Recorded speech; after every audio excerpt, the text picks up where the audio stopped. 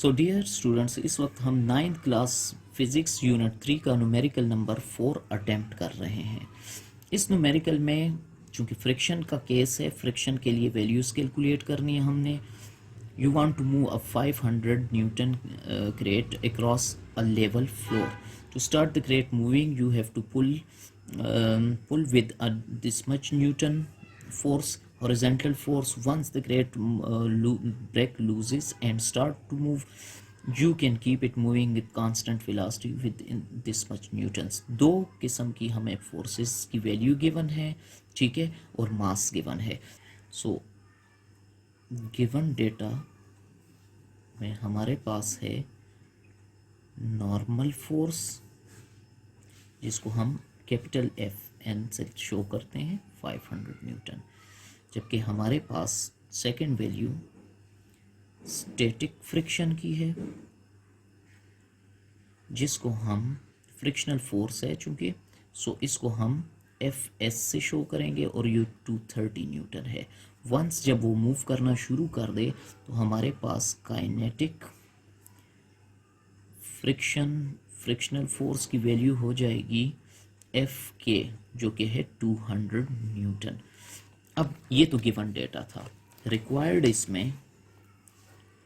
Required हमने दो values calculate करनी है, कोएफिशिएंट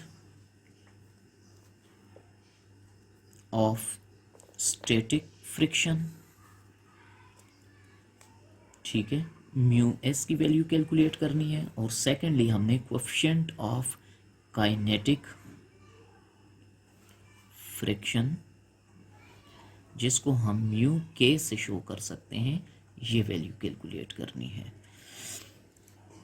अब सॉल्यूशन की तरफ आते हैं। सो सॉल्यूशन स्टेप में पहला मरहला है कोएफिशिएंट ऑफ स्टैटिक फ्रिक्शन।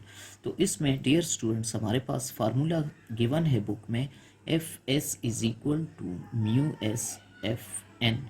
ये दो वैल्यूज़ मल्टीप्लाई होके हमें रिजल्ट देंगी।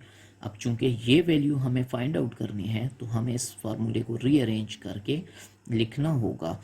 चूंकि ये वैल्यू यहाँ पे शिफ्ट हो गई है तो ये वैल्यू यहाँ पे शिफ्ट हो गई है, तो हम इसको लिख सकते हैं कि mu F S by F N, और वैल्यूज़ पुट करने पर हमारे पास 230 newtons divided by 500 newtons. So unit से कैंसिल और वैल्यूज सिंप्लीफाई, कैलकुलेटर यूज़ करें तो ये वैल्यू 0.46। और आपको पता होना चाहिए कि कोएफिशिएंट ऑफ फ्रिक्शन के लिए यूनिट कोई नहीं, चूँकि दो फोर्सेस के बीच की रेशो है तो यूनिट इसमें नहीं आता। अब जब हम सेकंड पार्ट इसका सॉल्व करते हैं, जो कि कोएफिशिएंट ऑफ काइनेटिक फ्रिक्शन है, तो हम फार्मूला लिखते हैं एफ के इज इक्वल टू म्यू के और साथ एफ एन। अब चूंकि हमने ये वैल्यू फाइंड आउट करनी है तो ये वैल्यू इसको रीअरेंज करके हम इस तरह से लिख सकते हैं। अब इसमें अगर हम वैल्यूज़ पुट कर लें तो हमारे पास ये वैल्यू है 200 न्यूटन और डिवाइडेड बाय 500 न्यूटन्स। तो यूनिट से कैंसिल, वैल्यू सिंप्लीफाई कर लेते हैं तो म्यू के की वैल्यू 0.4 बनती है।